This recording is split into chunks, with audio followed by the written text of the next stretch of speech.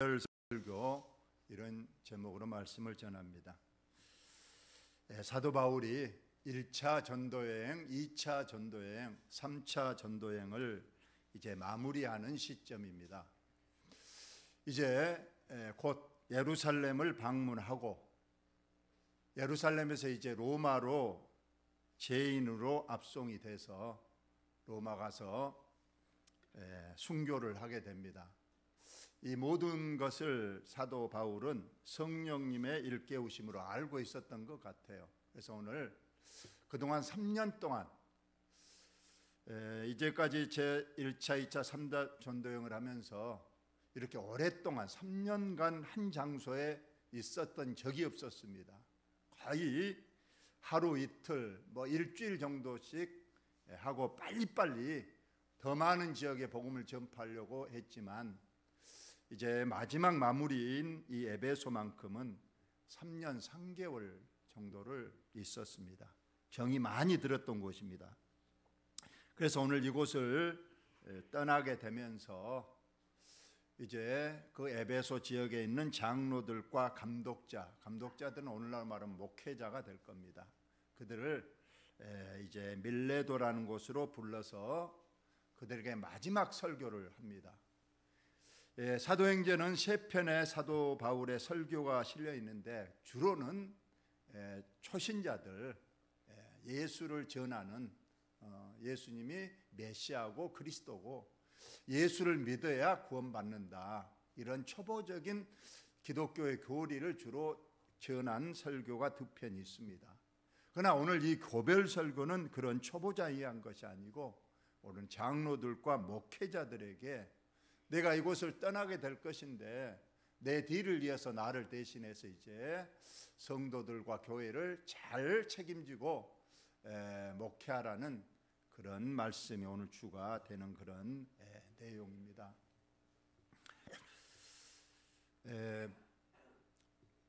사도 바울이 이제 예루살렘으로 가려고 합니다. 3차 전도행을 이제 마무리하고 가려고 하는데 에베소를 이제 가야 되는데 갈 시간이 없어요. 빨리, 오늘 읽진 않았지만 바로 그 16절에 보면 이제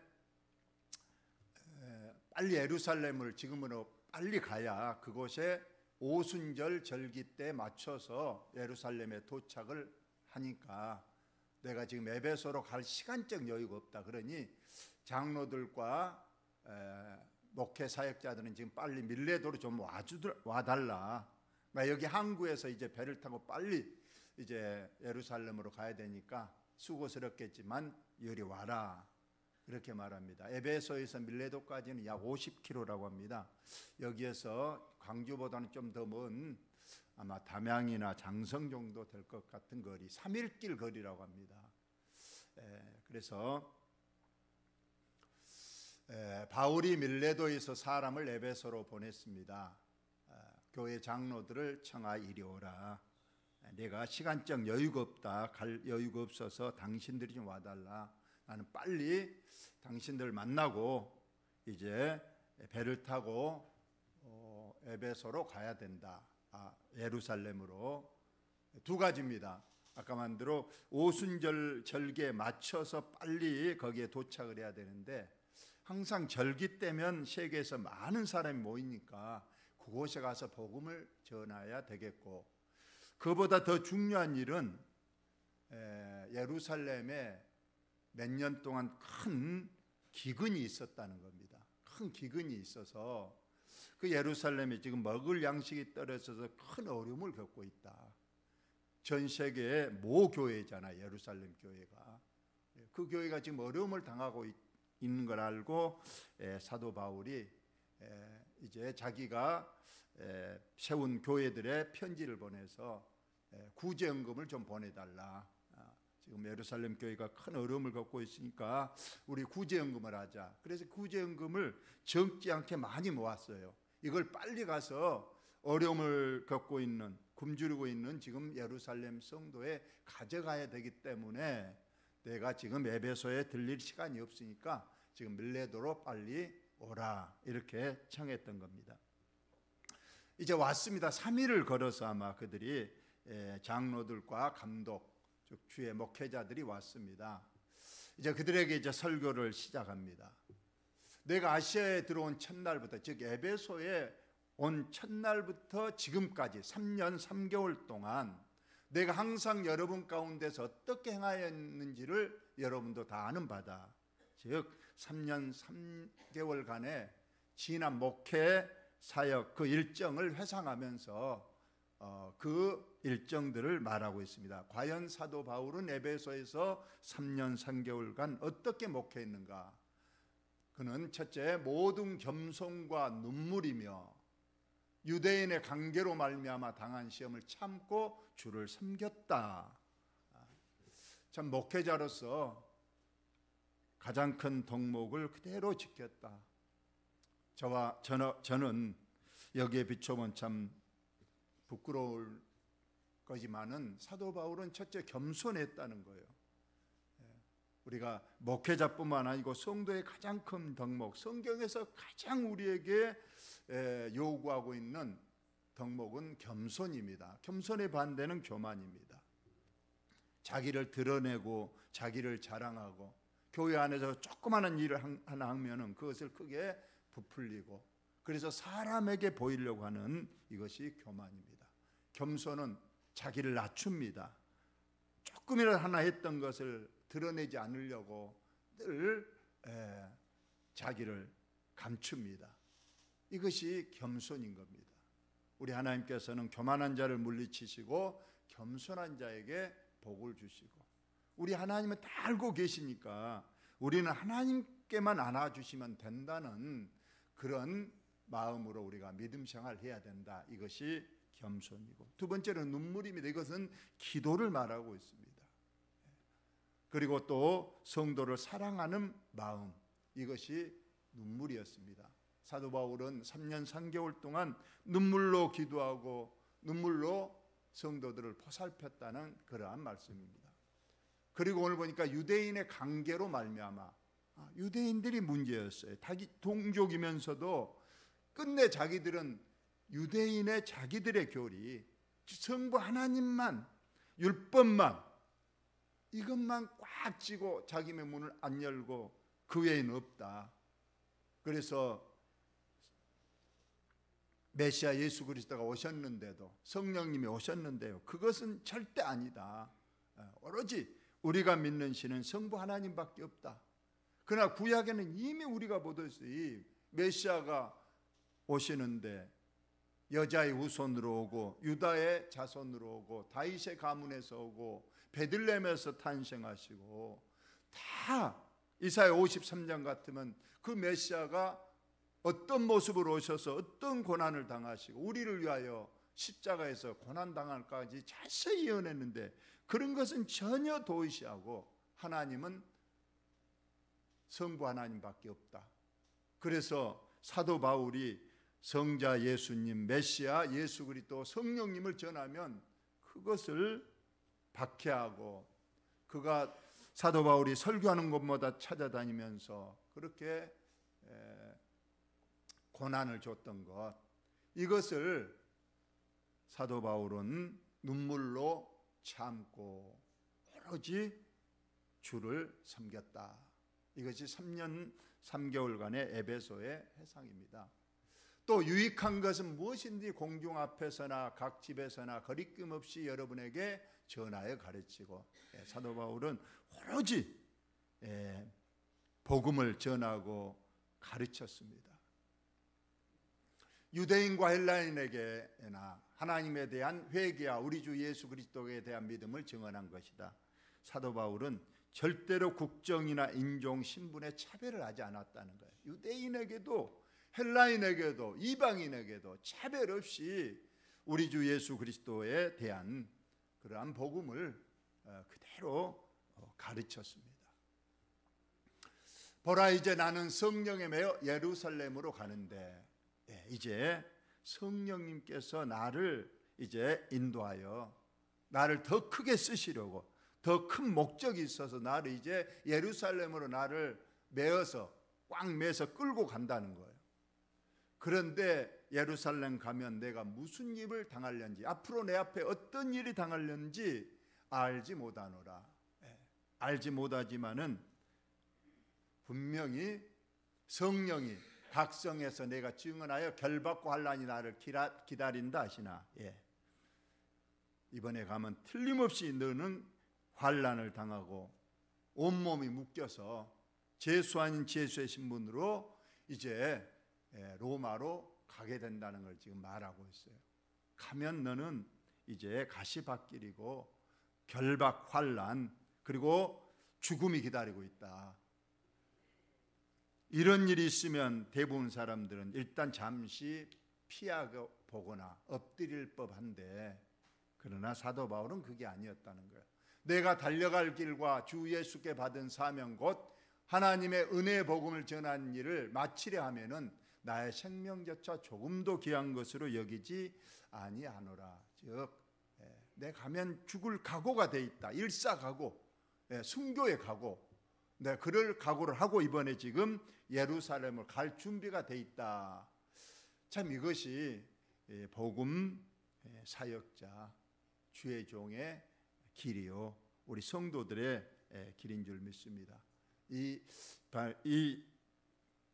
24절이 오늘 가장 중요한 절이니까 여러분, 나도 이렇게 살겠노라 한번 다짐하면서 다 같이 한번 읽어보겠습니다. 시작.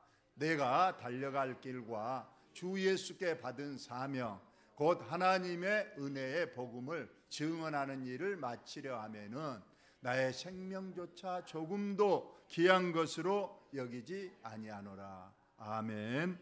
우리는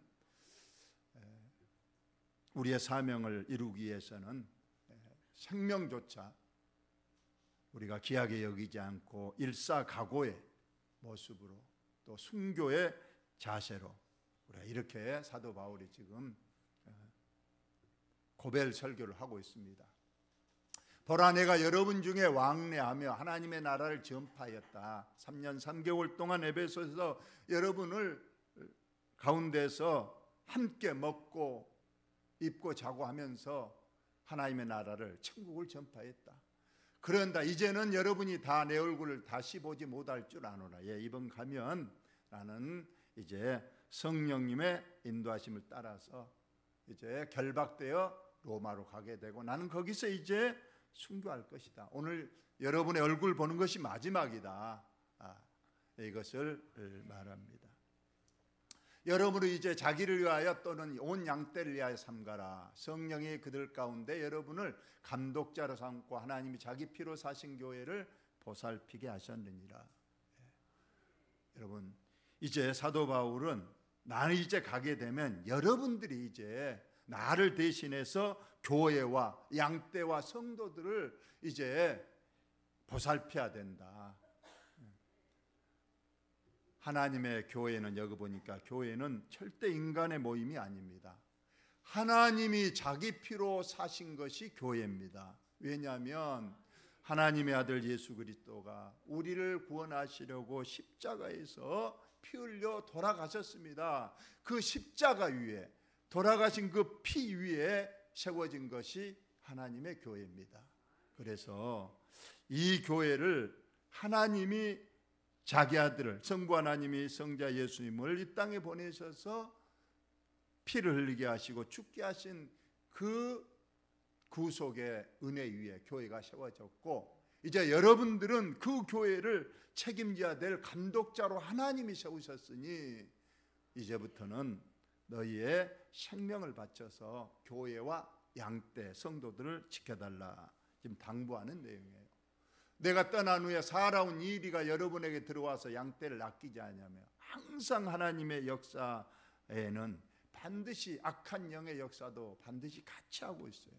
사도 바울이 복음을 전하면 믿는 자도 있지만 믿지 않고 대적하고 복음 사역자를 박해하는 그런 무리가 있는 것처럼 항상 교회도 하나님의 성령의 역사만 있는 것이 아니라 악한 영의 역사. 여기 보니까 사나운 일이, 우리 주님도 말씀하셨잖아요.